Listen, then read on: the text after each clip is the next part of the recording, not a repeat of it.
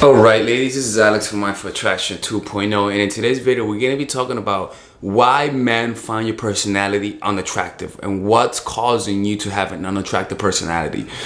So the causes of a bad personality is simple. It has a few different causes. One, social conditioning. Social conditioning is one of the causes of a bad personality. Now, social conditioning is not bad because social conditioning is required in order to have a functional society. You need social conditioning. You need people who want to be the local janitor or the woman who wants to be the local housewife. You need that. You see what I'm saying? But the problem with social conditioning is that it's bad for the individual, because for the individual it means that they have to compromise their values. They have to compromise the things that they want just for the society, because you're going to be activating other people's anger, other people's suppression. You see, for example, it's kind of like if I'm an angry person, and let's say, when people are in an angry mood, they try to get other people angry. They try to provoke people. That's because they're trying to find what's in them in other people. You see, so that's what tends to happen, is that what's in you, your anger towards the world, you're going to activate other people's anger towards the world as well. So you're going to be surrounded by those kind of people, and coincidentally, you're going to find yourself in constant conflict. All right, and that kind of conflict is what makes a personality unattractive, because that conflict puts guys in a very defensive state. God damn, I'm hungry right now. I just got hungry. Sorry about that. Holding on to the past. That's another reason why you may have a bad personality and why it might be affecting your interactions with men.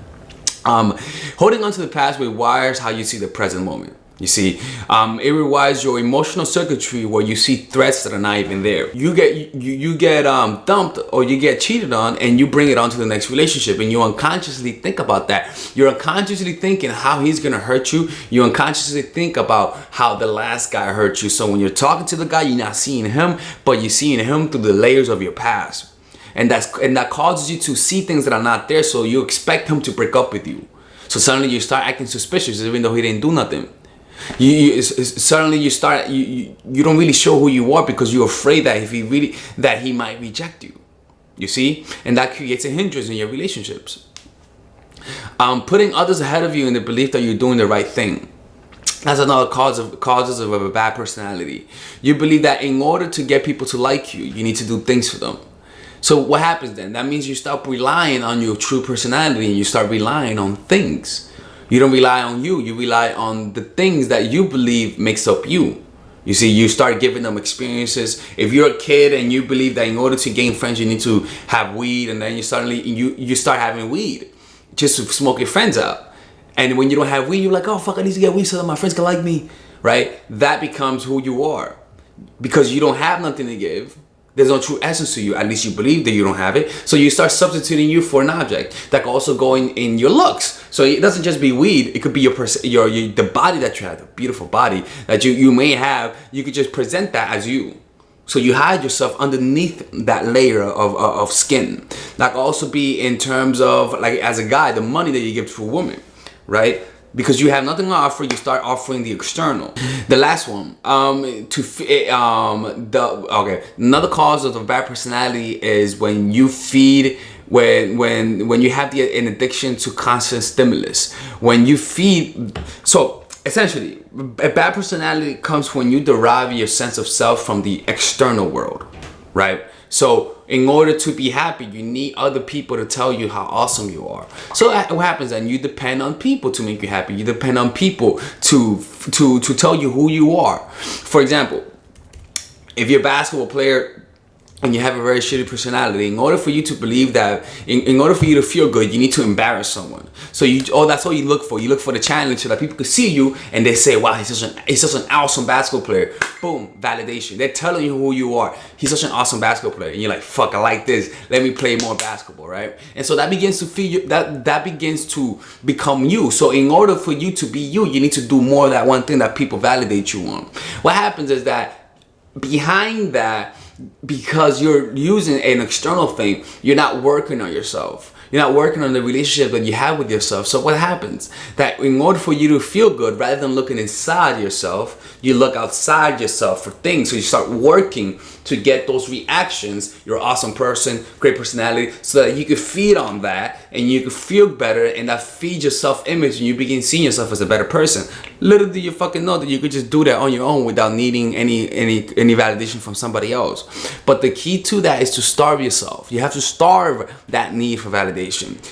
That means you gotta allow yourself to experience that need, and that's a whole totally different topic. But that's one of the reasons why you have a bad personality, because you consistently pinging on people about what you should do, the right things and the wrong things, about what you should or should not do. And so your personality becomes hindered depending on the limits that people place on you. So you start living for other people, not yourself. And people feel that, they sense it, and they don't want that. They want someone who thinks for their own, not somebody who thinks for other people, not somebody who thinks depending on what the herd is doing. You gotta be your own individual. And in order for you to do that, you gotta detach yourself from the matrix and allow yourself to experience whatever it is you are fearing to experience, through starving that need for validation, allowing yourself to feel needy without doing nothing about it. Having mental stability, being able to regulate yourself, being able to control yourself, and being able to find happiness from within is vital and extremely important, more important than almost anything else. And if you don't have that, if you continually draw on other people's energy for happiness, for self-esteem, you're gonna find that people are gonna be ignoring you a lot more the older you get. And what's gonna happen then? You're gonna go crazy. You see what I'm saying? Anyways, this is Alex from Mindful Attraction. Have a good day, and bye-bye.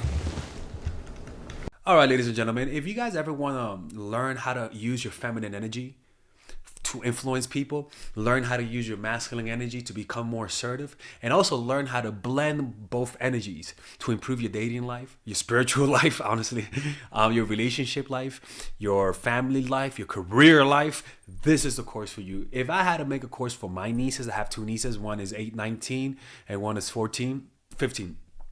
16. Holy shit. Oh my God, he's a bad fucking uncle. He's a bad uncle. Get him. Shut up, Melissa. You should get this course, right? And this is the course that I will make for them. So, for example, watch the curriculum, right? In the first week, we're going to be showing you how to establish a strong masculine foundation without letting it hurt your feminine energy. This masculine foundation is a source of who you are, right? It's your bodyguard. Without this, whatever feminine energy you create will be destroyed by the outside, because your masculine is your shield. So we'll talk about goal setting. We'll talk about how to develop a serious attitude. We're gonna be talking about how to use more logic, how to use more goal-oriented behavior. It's more how to be a man, Now the next one is how to embrace the feminine energy, right? This one will teach you about how to minimize excessive masculine traits, developing self-awareness, healing abundant feminine energy, regulating your emotion, mastering voice qualities and facial expressions, surrendering control, and allowing pain to be felt. This is honestly, this will supercharge, like Kaioken, your masculine energy. After that, we have femininity in the workplace, and how to be feminine in the workplace without letting people take advantage of you, and the nuances of how women on power should behave versus women who are subordinates in the workplace, and even the dress code. This is based on psychology, people. It's kind of insane. I'm actually excited about this one. The next week, we talk about navigating the labyrinth of male and female friendship, and this a lot of women find confusing, so we talk about that. And how to identify envious friends, how to identify the good friends, how to keep male friends, and how to keep female friends. Week 5, we talk about how to release the burden of the past and stop and destroy mental projections. This is actually really powerful. And then week 6, we talk about how to increase your observational power so that you can read people better. And we have a bunch of bonuses. The course starts at $99, and you guys can pre-order the course today at $69 before it goes out. If you're watching this, most likely I'm in the meditation retreat, so I will be praying for all of you guys. And just click on the description down below of the video. Right there, you'll see it, and you could pre-order that course. It's gonna be out by the end of next month or the beginning of February of March. One of the two, people, because I have a 10-day retreat to do, and I want to finish the course after the retreat, because I think the ideas are gonna be so much better. All right, man. I'll see you guys later. Pre-order, man. I'm closing the channel.